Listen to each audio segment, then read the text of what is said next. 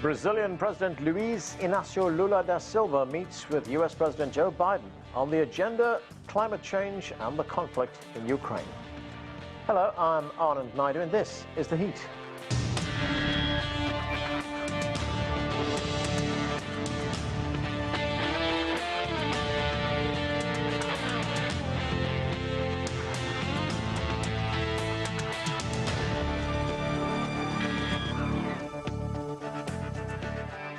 A little more than a month into office, Brazilian President Lula traveled to Washington to meet with President Biden.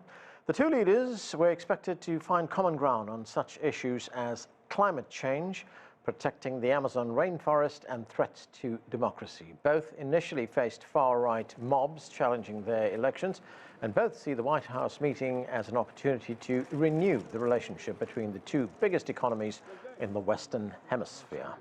CGTN's Owen Fairclough has more in this report.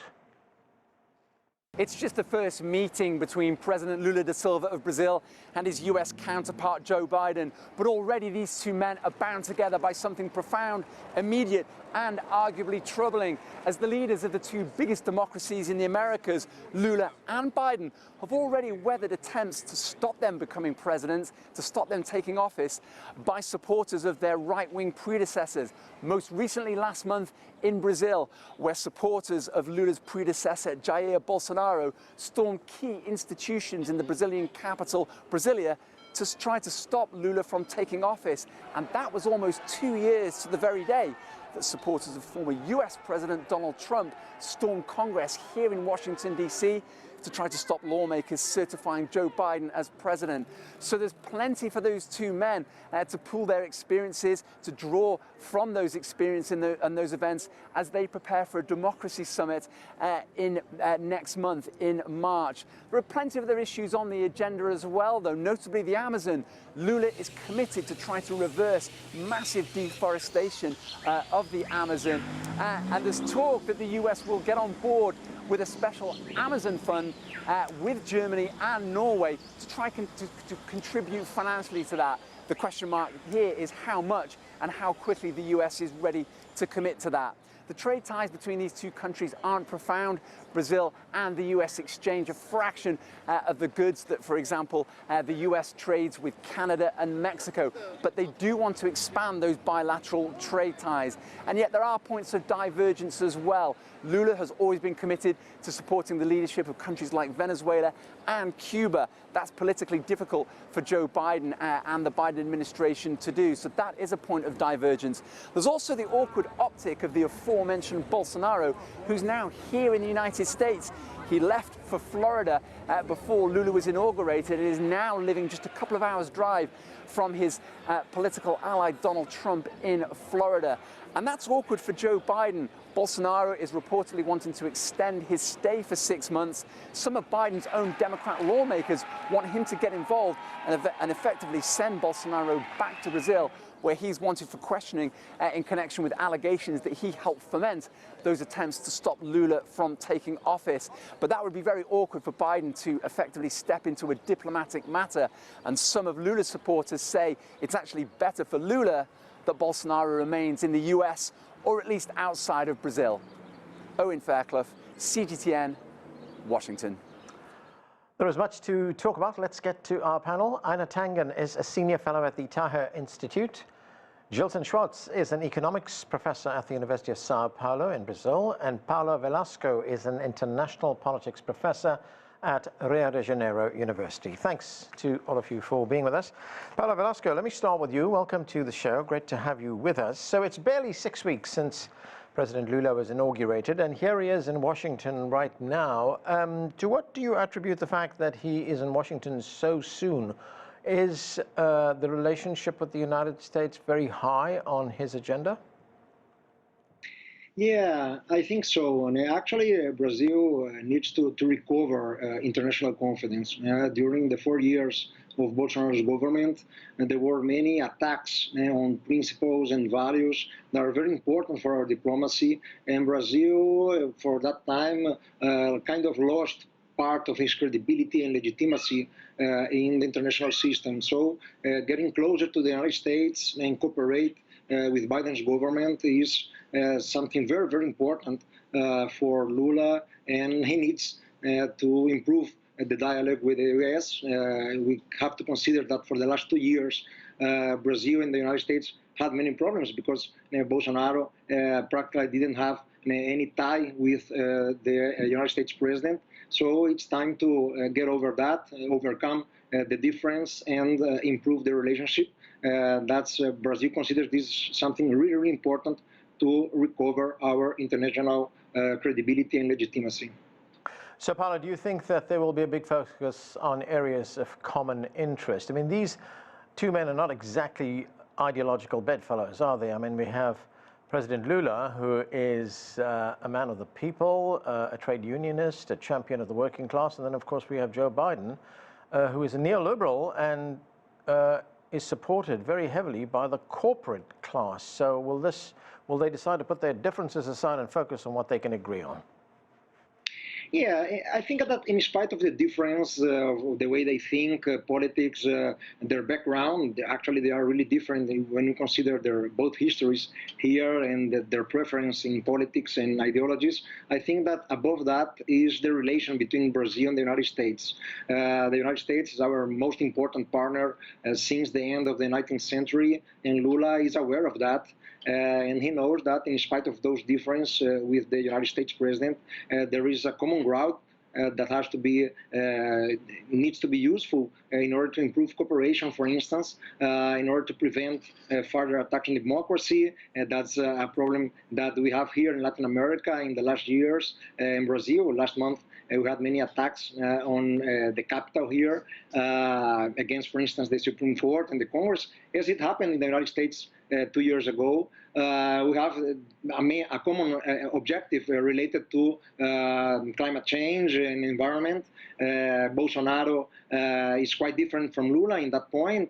He adopted a discourse of climate change denial, and Lula is completely different. He wants to cooperate. He wants to fight against deforestation in the Amazon forest, and is aware that the United States can be a very useful partner in that sense, as the European Union and many other partners around the world. And we have common economic interests as well. Right. China is our largest trade partner. The United States is the second one, and we can improve our relations in economy and investment, trade, and Lula is focusing on that. Right, and joining us now is Peter Hakim. He's President Emeritus and a Senior Fellow with the Inter-American Dialogue. Peter, great to see you. We're talking about Brazilian President Lula's visit to Washington and the fact that he's come here barely 6 weeks into office. Of course, this opens up the broader question of the United States' relationship with Latin America. There have been complaints in the past that it has not got the kind of attention from both sides. But do you think this is something of a reset? We'll have to wait and see, frankly. I think that the United States achieved really its first objective. How important the United States was in achieving it is still to be seen, but the objective was to have a free and fair election in Brazil. And I think most of Washington was hoping that the winner would be Lula. But the important thing, and the U.S. sent military advisors, intelligence officials to Brazil to try and make sure that the Brazilian military didn't get involved in any effort to either overturn the election or postpone the election. And I think that was a major accomplishment. The fact that Biden called Lula within seconds of the Brazilian announcement of his victory was one more effort to make sure that it was clear where the United States stood. This invitation to Lula, coming after the January chaos that was launched in Brasilia, sort of one more thing that the idea is to respect the outcome of the election, to protect democracy. The rest of the agenda is yet to be formed. We have a long history of U.S.-Brazil relations. largely good, but largely sort of distant to a degree, that they haven't found common ground on issues like trade, economics. So I would say the Brazilian, the U.S. government has really accomplished what it set out to do with Brazil, to have a free and fair election. Gilson Schwartz, looking at Brazil itself, economists there are predicting slower growth for the country this year, but President Lula has already told us that he plans to increase expenditure, social spending that is, and that's led to some fears that if he spends that kind of money, then it's going to put a question mark over the country's ability to service its debt. Our reporter told us earlier in his report that trade between Brazil and the United States is not as big as, say, the U.S. trade with Canada or with Mexico. Is the plan here, the goal here on the part of Brazil to expand that? Well, I think that there are several thorny issues in the relationship between Brazil and the U.S. And there's also an expectation, especially among the Brazilian president's supporters, that Lula will become a global leader. So it's not just about democracy as an universal value or an abstract idea. It's about creating a new environment for international relations. One important piece of news is that former President Dilma Rousseff has just been confirmed as the next president of our BRICS funding strategies. So we expect former President Dilma to be, part of this new architecture. I think that Brazil wants, of course, to improve trade relations with the U.S., but I think that what's in the mind map of President Lula and his team is more of a grandiose rewriting of narratives with respect to geopolitics. So here comes also the idea of supporting some way out of Russia-Ukraine war. So this is also part of a very thorny conversation. But Lula has already warned and made it explicit that he will not take part. He will not take sides. He will not support Ukraine with arms or whatever. I mean, he is really engaged in what might as well be his last contribution to the history of Brazilian politics, and that is to resume Brazilian role as a worldwide peacekeeping strategist, a worldwide peacekeeping in terms of our ability to supply food, energy, and a good and important global environmental asset that's the Amazon. Einar Tangen, Gilson Schwartz was telling us there that Dilma Rousseff, the former president of Brazil, will be taking up a key position in BRICS, and we know that BRICS was very much an organization that was started by China. China played a lead role in the formation of BRICS. So when we look at the appointment of Dilma Rousseff, does that speak to what is going to be a growing relationship between Brazil, not just BRICS, with China as well? Well, China already is a very important player. I mean, it's the #1 trade partner. It's also been the source of a tremendous amount of investment. So at this juncture, I mean, you don't have any kind of issues between the countries. The difference between the U.S.-Brazil relationship and China-U.S. is that the U.S. tends to want Brazil to take sides on different issues, where Brazil at this juncture is looking at a multipolar world where it can determine its own future. So a lot of security issues, the Amazon, areas where Brazil wants help. They're looking to Europe and America, but in terms of future trade, they're looking at the BRICS, China, Asia. Einar, what is the strategic importance of the relationship between China and Brazil? I mean, you mentioned that security issues are important. Well, yeah, I mean, in terms, the security issue is really a lot with the United States. Trade, the economy, that's much more in alignment with China, especially on this kind of multipolar. How does the global South emerge from, this kind of colonial past that it's had? And you're seeing Lula and China, who are both intent on lowering rates to expand their economy. Obviously, Brazil has issues about repayment of debt and things like that, but they're looking creatively. So I'd expect that they will be trying to rally the BRICS country to set up a mechanism where they do not have to return to the IMF and the World Bank and have the kind of restrictions that have not worked in the past, quite frankly. For Brazil. So, China is not asking anyone to choose in any particular way. They're just saying, look, we have trade. Let's concentrate on the economic well-being of our people, and that's something that resonates very much with with Lula. So at this juncture, as I said, it's just threading the needle between the U.S. its desire to have Brazil kind of quote sign on to its agenda globally, and Brazil's desire to chart its own course, which is more in alignment with China.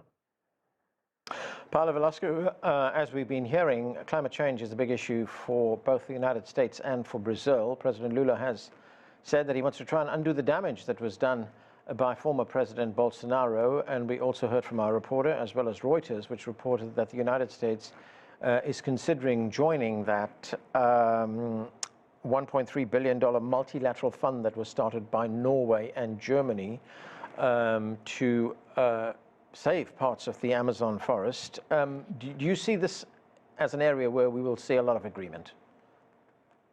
Yeah, for sure. At least that's what Lula expects from the United States. As I said before, Brazil needs to play a key role in environment, and especially related to climate change. We want to act against those issues, those problems, and we can count on the U.S. help. For us, this will be kind of useful.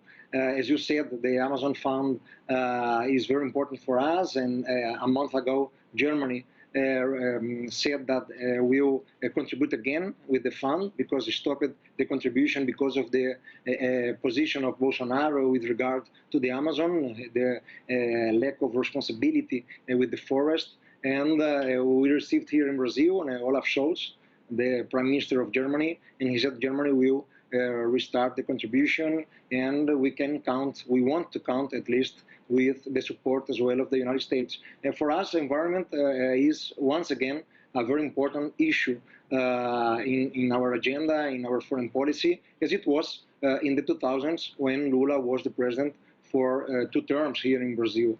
Brazil was very important inside the United Nations in order to promote cooperation and reach some agreements, as we saw in last decade, the Paris Agreement. So Brazil can have a very important role in that subject, in that issue, and wants to count on the support of the United States. All right. Peter, Hakim, what are your thoughts on those areas of common interest to both the United States and Brazil? I mean, we've been talking about climate change right now. Does that give the two sides an opportunity to perhaps cement this relationship and expand it?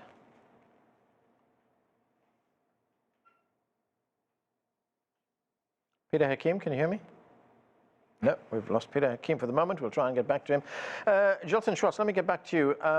Bloomberg is reporting that Brazil's economic team is considering an early review of the country's inflation targets. And we know that there's been differences between President Lula and the central bank. He feels that the high interest rates are not acceptable. In fact, he's called them shameful. I mean, does he have a point? Well, I do agree. I've already mentioned here in a previous show about the alarmist stance that many conservative economists are taking here in Brazil, especially, as you mentioned before, the GDP, the debt, the public debt to GDP ratio. There was so much alarmism about that, and as a matter of fact, recent data confirm that we are on a good path with respect to public debt. So there's not a risk of a non-sustainable trajectory for the public debt, as well as for inflation. We have seen better than expected inflation rates. So it's clearly an evidence that the president of the central bank, nominated by Bolsonaro and very active as his political supporter, is really playing the cards against the new government. And that doesn't require any form of coup. It's in the rules of the system that the president of the central bank has to report to a monetary committee of sorts. That's a much wider chamber or a committee, an agency within the Brazilian state that can actually take the president of the central bank out if he doesn't follow, standard procedures. So I don't think that we are looking at the dismantling of the inflation rate model, but we are certainly looking at a very important battle to oust a central bank president that is not acting on evidence, but is acting on prejudice. Einar, the United States has always seen itself, or seen Latin America as one of the parts of the world which fall under its sphere of influence. And of course, that was enshrined, articulated in the Monroe Doctrine a long time ago. But now that's changing. China has become a major player, a major power. Do you see that, getting in the way of a good relationship between all three countries? No, actually, I don't. At this juncture, Brazil, as I said, along with many other countries. I mean, that's why there's so much interest in joining other organizations like the BRICS and SCO.